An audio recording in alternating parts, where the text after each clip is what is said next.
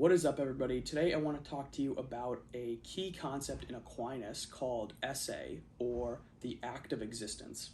And this is kind of a follow-up to my video on essence, which I posted a few months ago. So recall that for Aquinas, essence is not the same as Aristotle's use of the term. Essence for Aquinas is simply what a thing is, the definition of what a thing is. And that can include form and matter for Aquinas. So let's get right into this.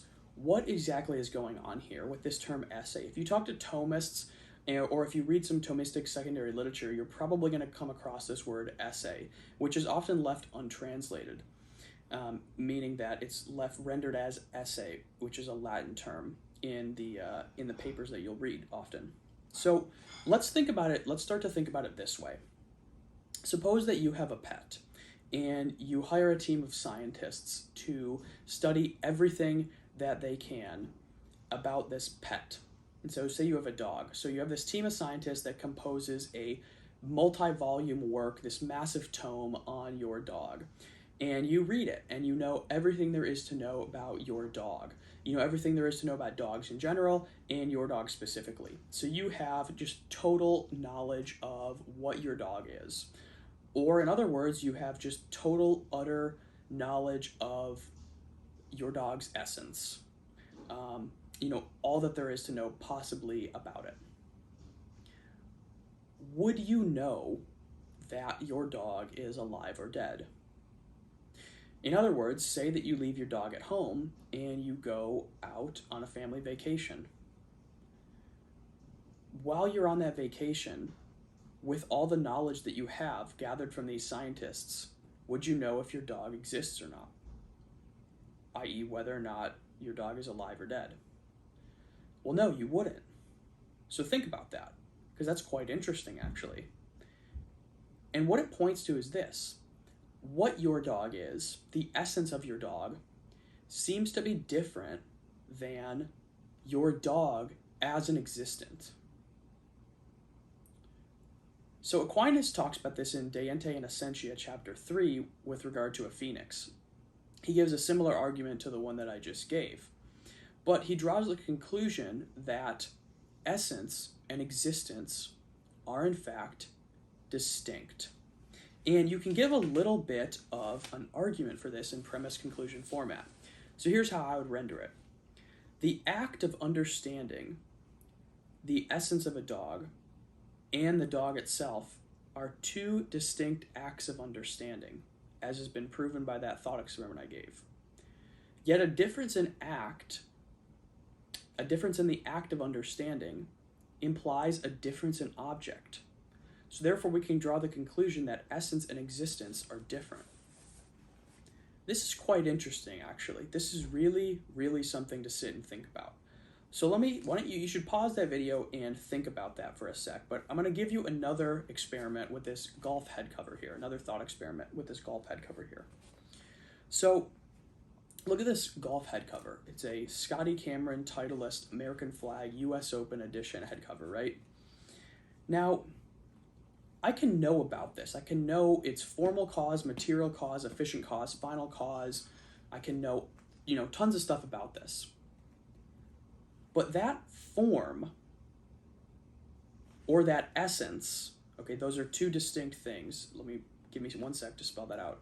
That form, the form of the thing, or the essence, the what it is to be of a thing, are much different than me holding the actual thing right here in my hand. And that should puzzle you. Now, what is going on here is that Aquinas is in fact going beyond Aristotle. And if you recall, or if you know anything about Aristotle, in Metaphysics Zeta, at the end of chapter 1, Aristotle points out that the most fundamental question for him is, what is being? And he goes on to answer that being is form. And so Aristotle is very, very much preoccupied with being as form. And the puzzling thing here is that the form, and again, form for Aristotle and essence for Aquinas are different, keep that in mind, but the form for an Aristotelian or for Aristotle doesn't seem to explain the object because it doesn't account for the very fact that the thing exists. So the form of this head cover, for Aristotle at least, doesn't seem to account for the head cover itself. And for Aquinas, the essence of the head cover here, just like the essence of the dog, doesn't seem to account for the very existence. And so Aquinas is looking at this in Aristotle, it seems, at least this is my reading of it, it seems, and he is going beyond Aristotle here greatly. In fact, this, I think, is his following thinkers like Gilson and Mariton and Joseph Owens.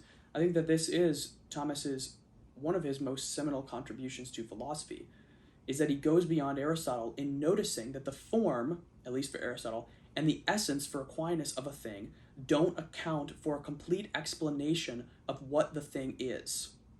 Specifically because they leave out that a thing is at all.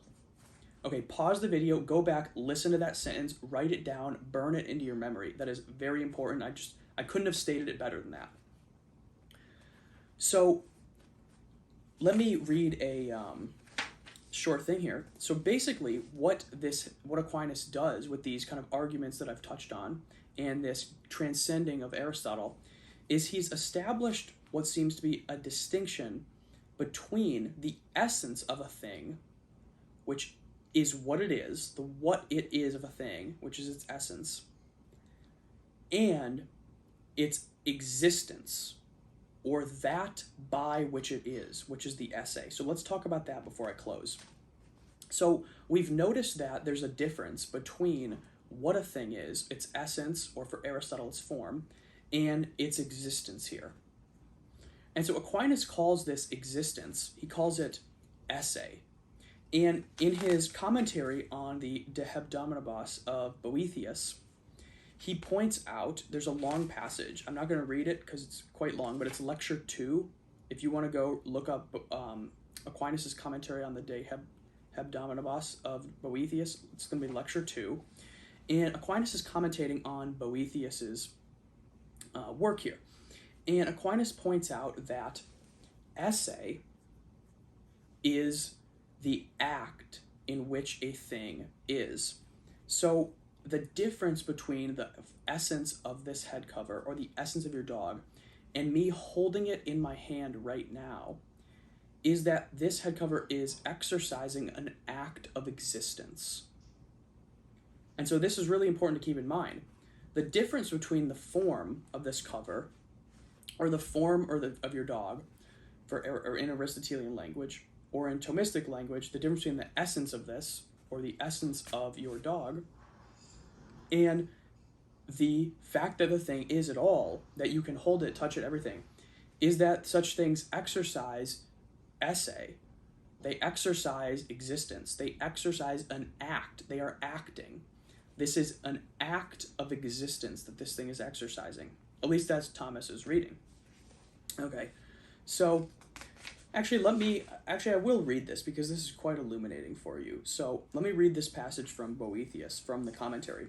So Aquinas says this, he says, first, Boethius posits the difference of that which is esse from that which is. So that which is esse, existing, the act of existence, from that which is, which he's talking about just the essence of a thing. Therefore, he says first, Boethius says first, that esse is diverse from that which is. This diversity is not here to be referred to the things about which he is not here speaking, but to their concepts or meanings. But we mean here one thing by saying esse, and another by saying that which is essence, remember? So essence is that which is. So we mean here by one thing by saying esse, and another by saying that which is. As also we mean one thing when we say to run, and another thing by saying a runner. So Aquinas is drawing an analogy here between the act of running, to run, and the runner. For to run and esse signify in the abstract like whiteness, but something which is, that is, a being and a runner, signify in the concrete, like a white thing. Esse itself does not signify the subject of existing. Essendi. that's the Latin, just as to run does not signify the subject of running. Next, just as we cannot say that to run itself runs, so we cannot say that esse itself is. But as that which is signifies the subject of existing, so that which runs signifies the subject of running.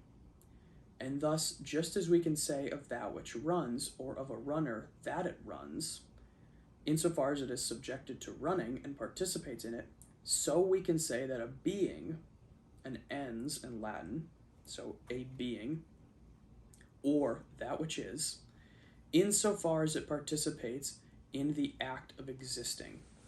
So Aquinas, again, is arguing from analogy here to point out that that which is distinct from the act in which it is. So the act of existence.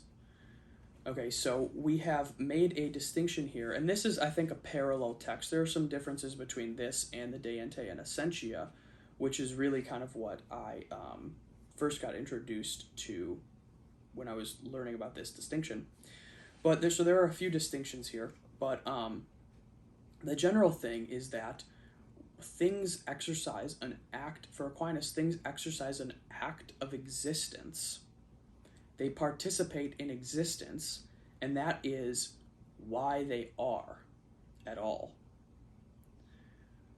And again, in this, he is going beyond Aristotle, and he is looking to the question of why things are at all. He's going beyond what things are, beyond the question of what a thing is, which would be for Aristotle its form, or for Aquinas its essence. He's going beyond that and saying, well, it's not enough to say or to ask the question what a thing is.